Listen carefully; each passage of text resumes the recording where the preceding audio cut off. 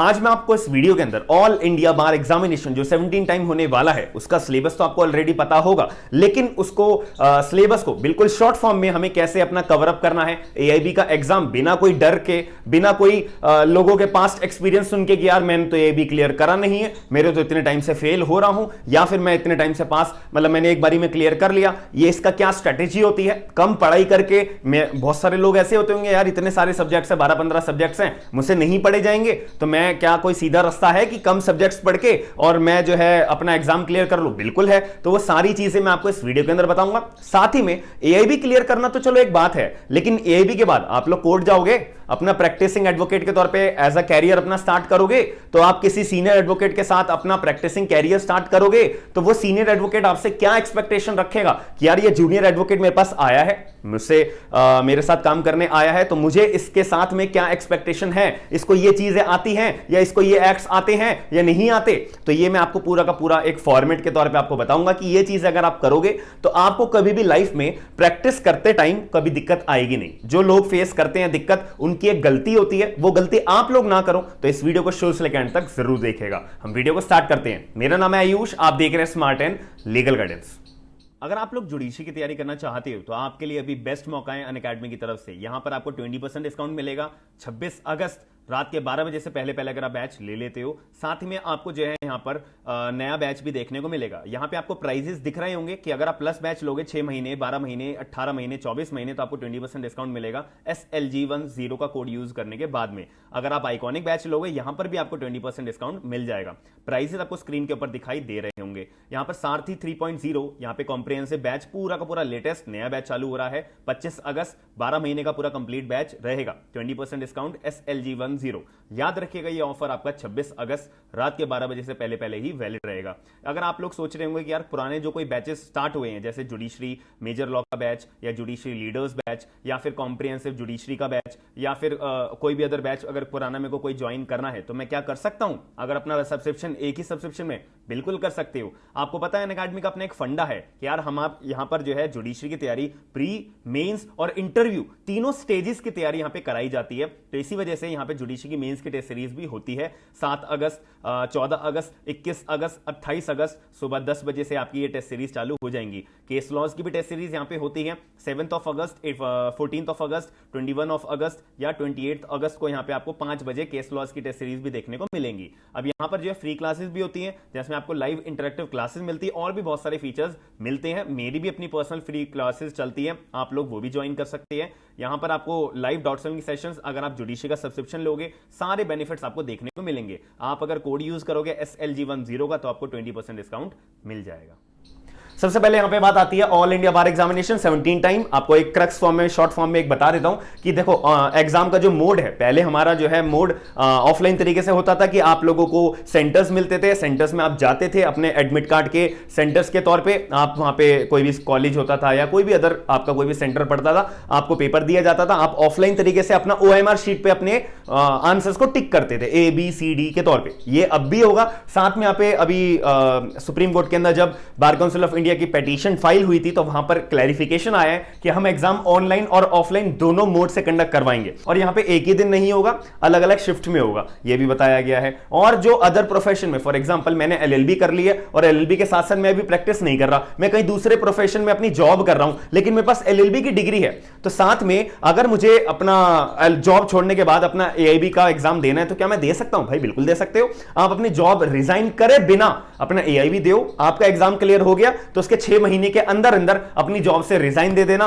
फिर जब आप रिजाइन दे दोगे फिर अपनी प्रैक्टिस चालू कर सकते हो और आपका एक्सपीरियंस जिस दिन आप रिजाइन दोगे उस दिन से आपका एक्सपीरियंस काउंट होना चालू हो जाएगा। ये सिंपल और तौर पे एक नया प्रोविजन ऐड ऑन करा गया है। बहुत लोग बोल रहे थे प्रोविजन पहले भी है, ऐसा प्रोविजन पहले कभी नहीं था, याद रखिएगा। अब मोटी मोटी बात आपको मैंने सारी बातें कवर कर दी। अब बात करते हैं सिलेबस के ऊपर। देखिए सबसे पहली बात, जो ओल्ड सिलेबस था हमारा वही हमारा नया सिलेबस है, कोई भी तरह का चेंज नहीं है। जो AIB 16 के अंदर सिलेबस था वही AIB 17 के अंदर सिलेबस है, कोई भी तरह का चेंज नहीं है। और अभी तक हिस्ट्री की मैं बात करूं, कभी भी लाइफ में, कभी भी जीवन में ऑल इंडिया बार एग्जामिनेशन के अंदर कभी भी नेगेटिव मार्किंग नहीं हुई है। और यह भी कंफर्म है अब भी AIB 17 के अंदर नेगेटिव मार्किंग का कोई भी सेंस नहीं होगा। तो अब हम बेसिक बात करते हैं। देखिए सबसे पहले कॉन्स्टिट्यूशन का मेजर पार्ट होता है, पहले 10 नंबर का आता था, अब भी 10 का आता है। आईपीसी पहले 8 का आता था, अब भी 8 का आता है। सीआरपीसी पहले 10 का आता था, अब भी 10 का आता है। सीपीसी पहले भी 10 आता था, अब भी 10 नंबर का आता है। तो एविडेंस पहले 8 का आता था, अब भी 8 का आता है। एडीआर पहले 4 नंबर का आता था, अब भी 4 नंबर का आता है। फैमिली लॉ पहले 8 नंबर का आता था और अब भी 8 नंबर का आता है। फैमिली लॉ के अंदर याद रखिएगा दोनों एक्ट्स कवर होते हैं, आपका हिंदू लॉ भी और मुस्लिम लॉ भी, याद रखिएगा। पीआईएल के अंदर पहले भी 4 नंबर का आता था, अब भी 4 नंबर का आएगा। एडमिनिस्ट्रेटिव लॉ पहले भी 3 नंबर का आता था और अब भी 3 नंबर का आएगा।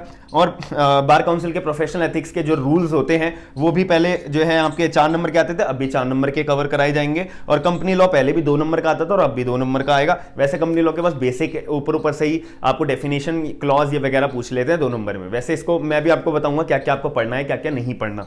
और लेबर लॉ के अंदर आपको 4 नंबर का पहले आता था, अब भी 4 नंबर का आएगा। कॉन्ट्रैक्ट के अंदर आपका specific relief act, negotiable instrument act, contract act और प्रॉपर्टी लॉ, ये 4 एक्ट्स को मिलाकर जो है आपका 8 नंबर का पहले आता था और अब भी 8 नंबर का आपका कवर अप होगा।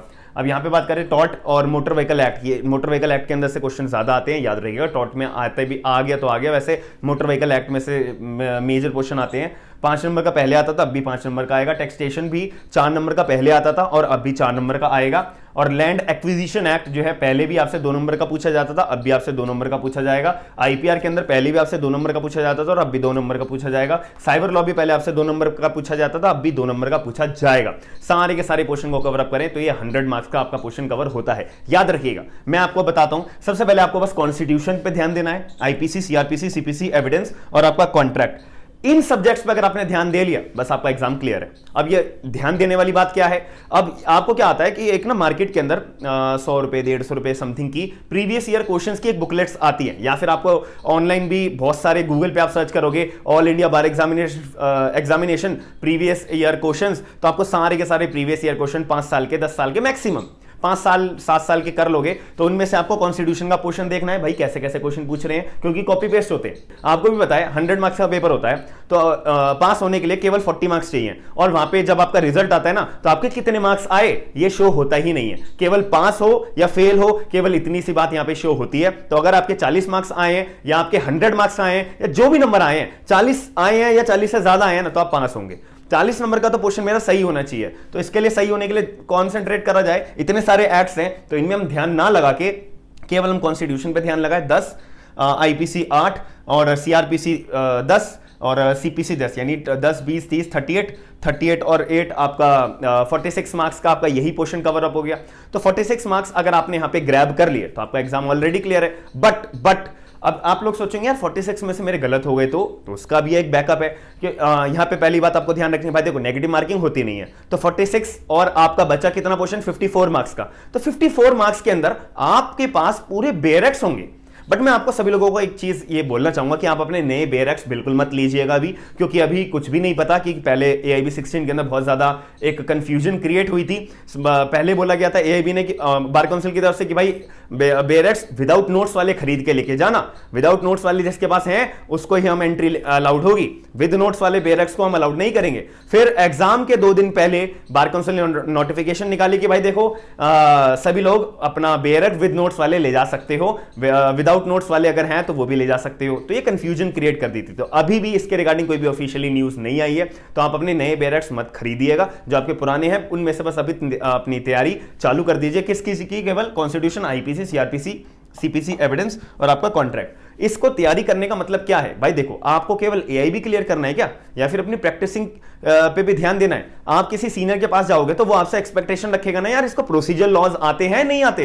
कोई FIR की दर्ज हुई है तो वो FIR कौन से अपराध में दर्ज हुई है, कौन सा पीनल लॉ लगा है, वो पीनल लॉ क्या कहता है, वो पीनल लॉ के एसेंशियल एलिमेंट्स क्या है, और FIR दर्ज होने के बाद क्या प्रोसीजर है। पुलिस ने जो अपनी इन्वेस्टिगेशन के दौरान जो प्रोसीजर हमारे CRPC के अंदर, CRPC के अंदर, एविडेंस एक्ट के अंदर जो प्रोविजंस बताए गए हैं उन प्रोसीजर का इस्तेमाल करके क्या पुलिस वालों ने अपना काम ढंग से करा है, और यहां पे जो है कोर्ट में क्या प्रोसीजर होता है वो CRPC में मेंशन करा हुआ है। तो ये सारी चीजें आपसे एक सीनियर एडवोकेट एक्सपेक्टेशन रखेगा ना, और आप अपने इन एक्ट्स का ही सबसे ज्यादा तोड़ अपने आप को बना के गए होंगे, अपना अच्छे से पढ़ के गए होंगे, तो आपको तो कोई हरा ही नहीं सकता, आपको तो कोई स्ट्रगल हो ही नहीं सकता। बल्कि सीनियर तक को इतने प्रोविजंस याद नहीं होंगे, आपको जितने याद हो जाएंगे। तो एक सिंपल सीधा सॉल्यूशन है या नहीं है कि आपको केवल एआईबी क्लियर करने के लिए ये सब्जेक्ट्स आपके काम नहीं आएंगे, इन फ्यूचर 50 सालों तक ये सब्जेक्ट्स आपके काम आएंगे, लाइफ टाइम तक के लिए। क्योंकि लाइफ टाइम में आप जब प्रैक्टिसिंग एडवोकेट के तौर पे आर्ग्यूमेंट करोगे सीनियर एडवोकेट के साथ या कोई लॉ फर्म के साथ में आप काम करोगे, तो वो आपसे एक्सपेक्टेशन रखेंगे कि भले ही बंदे को एक्सपीरियंस ना हो बट पढ़ाई तो आनी चाहिए। अब ना तो आपको पढ़ाई आती, ना आपको कोई एक्सपीरियंस है, ना आपको प्रोविजंस पता है, ना आपको प्रोसीजर पता है, ना आपको इन्वेस्टिगेशन का प्रोसीजर पता है, तो आपसे फिर कोई एक्सपेक्टेशन क्या रखेगा? कुछ भी नहीं रखेगा। आपको कोई जॉब देगा नहीं, आपको कोई सिखाएगा बिल्कुल भी नहीं, क्योंकि आपको कुछ आता नहीं है। तो इस वजह से यहां से आपका स्ट्रगल पीरियड चालू होता है, जो 90% एडवोकेट्स गलती करते हैं और कोर्ट में जाके अपने ये स्ट्रगल फेस करते हैं। ये रियलिटी है, याद रखिएगा कि अगर आपका मन एग्जाम देने का नहीं है ना, जैसे जुडिशरी के एग्जाम्स होते हैं, लॉ ऑफिसर के एग्जाम होते हैं, और सरकारी वकील यानी कि पब्लिक प्रोसिक्यूटर के एग्जाम्स होते हैं, उनको आपकी पोस्ट नहीं लेनी, ठीक है, आपको केवल अपना इंडिपेंडेंट एडवोकेसी के अंदर अपना काम करना है, ठीक है। बट मैं आप सभी लोगों को रिकमेंड करूंगा कि भाई इन एग्जाम्स की तैयारी जरूर करो। क्यों? आप एग्जाम्स की तैयारी करोगे ना, अपना कोर्ट गए, शाम को वापसी आए घर पे, तो आप 2 घंटे 3 घंटे लगा के अपनी पढ़ाई करोगे। पढ़ाई करने के से आपका क्या होगा? आपको लॉज पता होंगे, आप पढ़ाई कर रहे होंगे तो आपको प्रोविजंस पता होंगे, आपकी एक पर्सनैलिटी डेवलप होगी। कोर्ट में आप जाओगे, मिलोगे जुलोगे बहुत सारे लोगों से, कोई आपसे डिस्कस करेगा, यार ये मेरा मैटर है, इसके अंदर मुझे समझ नहीं आ रहा, इसमें कौन सा प्रोसीजर लगेगा, कैसे मुझे डील करना है। आप उनको डायरेक्टली पढ़ाई करते हुए आपको इन चीजों के बारे में पता होगा, आप उनसे डील करोगे तो आपकी इमेज बनेगी। और साथ में आप अगर एग्जाम भी देने जाओ मन से, अगर आपको पता है कि मेरे को एडवोकेसी में रहना है, तो बट आपको अपना चेक करने के लिए आप पेपर दिया हो कि मैंने जो है जितनी पढ़ाई करी है मैं कितना सही हूं। मैंने अगर 10% पढ़ाई करी है तो 10% में से अगर मैं अपना 8% अपना पूरा दे पा रहा हूं, तो समझ लो आपकी पढ़ाई बिल्कुल सफल है।